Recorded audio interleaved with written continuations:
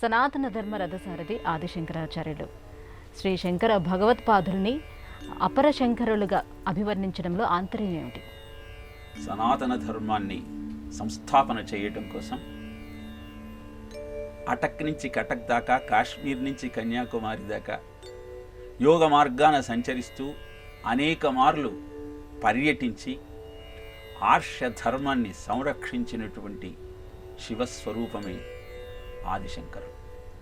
బౌద్ధ ధర్మం భారతంలో బాగా ప్రబలి యజ్ఞాగాది కర్మలనన్నింటినీ అందరూ నిరసిస్తున్న సమయంలో షణ్మచాచార్యుడిగా 6 ఆరాధనా పద్ధతులను ఆవిష్కరించి అద్భుతమైన దైవీ ఉపాసనకు మార్గాన్ని తెలిపినటువంటి మహానుభావుడు ఆదిశంకరుడు. శివగురువు ఆర్యాంబలు వృషాచలేశ్వరుణ్ణి 40 రోజులు దీక్షగా అర్చించిన తరువాత ఆ శివుడే ఆర్యాంబకు కలలో కనపడి నీ పుత్రుడిగా జన్మిస్తున్నాను అని చెప్పాడు.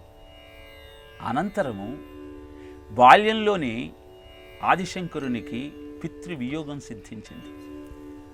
ప్రతిరోజు అక్కడ ఉన్న కాత్యాయని దేవాలయానికి వెళ్ళి ఆర్యాంబ నైవేద్యం పెట్టి పూజ చేస్తూ వచ్చేది. ఒకరోజు ఆరోగ్యం సరిగా లేక బాలశంకరుణ్ణి పంపించింది. పాలు తీసుకువెళ్ళి ఆ తల్లికి నివేదన చేసి ఆ తల్లి ఎంతకీ ఆ పాలను స్వీకరించకపోవటంతో ఏడుపు లంకించుకున్నాడు బాలశంకరుడు. ఏడుస్తున్న పిల్లవాడి రోదనను చూసి తట్టుకోలేనటువంటి ఆ జగన్మాత ఆ పాలను తాగేసింది. ఇప్పుడు మళ్ళీ ఏడవటం ప్రారంభించాడు శంకరుడు. ఇప్పుడెందుకు ఏడుస్తున్నాడు అంటే, అన్ని పాలు నువ్వే తాగితే నాకు తీర్థమేది అనగానే మళ్ళీ అక్కడ పాలను కొన్నింటిని ఉత్పన్నం చేసింది.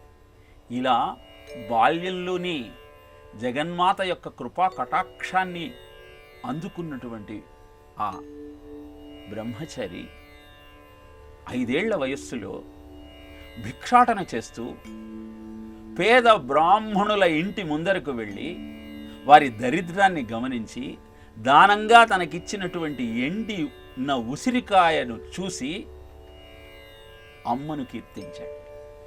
వెంటనే 1 గంట 48 నిమిషాల సేపు ఆగకుండా అక్కడ బంగారు ఉసిరికాయల వర్షం కురిసింది.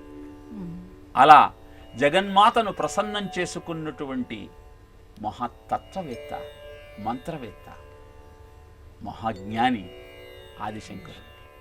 తల్లి ప్రతినిత్యము పూర్ణానది దాకా వెళ్ళి స్నానం చేసి ఇంటికి వస్తున్న వైనాన్ని గమనించి ఒకరోజు ఆరోగ్యం సరిగా లేక అక్కడికి వెళ్ళలేకపోతున్నానని చింతిస్తున్న సమయంలో పూర్ణానదినే తన ఇంటి ముందు దాకా తెప్పించుకున్నటువంటి తపశ్శక్తి కలిగినవాడు ఆదిశంకరుడు. 18 భాష్యాలను, 40 ప్రకరణ గ్రంథాలను, 70 లఘు గ్రంథాలను ప్రపంచానికి అందించిన మహామేధావి. గౌడపాదాచార్యుల వారు అద్భుతమైన శంకరుని యొక్క ప్రతిభ చూసి మాండ్యూక్య కారికను అతనితో చెప్పించుకొని విన్నారు. గోవింద భగవత్పాదులు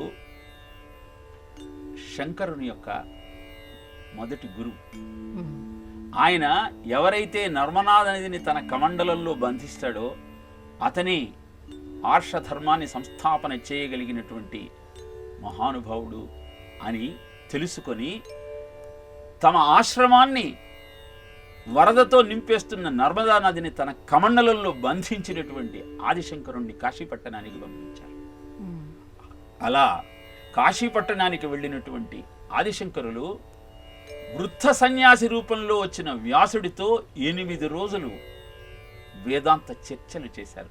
అది గమనించిన పద్మపాదాచార్యుల వారు వచ్చినవాడు సాక్షాత్తు వ్యాసుడే అని గమనించి సాష్టాంగ దండ ప్రణామం చేస్తే ఆదిశంకరుల వయస్సును మరొక 16 సంవత్సరాలు పొడిగించి ఇక్కడ ధర్మాన్ని సంస్థాపన చేసి ఆర్ష ధర్మాన్ని కాపాడగలిగినటువంటి అవకాశాన్ని నీకు అందిస్తున్నాను అని ఆదిశంకరులకు మార్గోపదేశం చేశారు.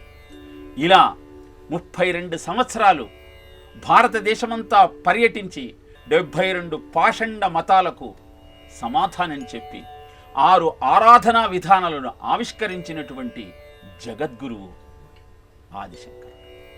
4 పీఠాలను భారతదేశం నలుమూలలా స్థాపించి ఆర్షవాన్మయ ఆర్ష ధర్మ సంరక్షణ చేసినటువంటి ఆ శంకర స్వరూపమే ఆదిశంకరుడు. అందుకే శంకరో శంకర సాక్షాత్